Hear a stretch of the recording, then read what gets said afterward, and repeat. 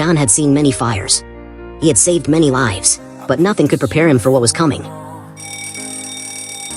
Large fire at Maple Street. Possible people trapped inside. There's a child inside. Please, someone save her. Hey there, little one. I got you. Hold me tight. We'll get through this. Someone's baby crying behind that door.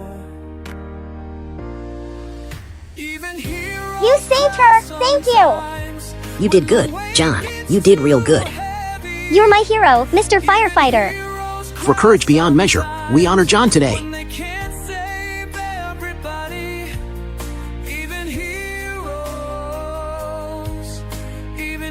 As long as people need saving, I'll be here.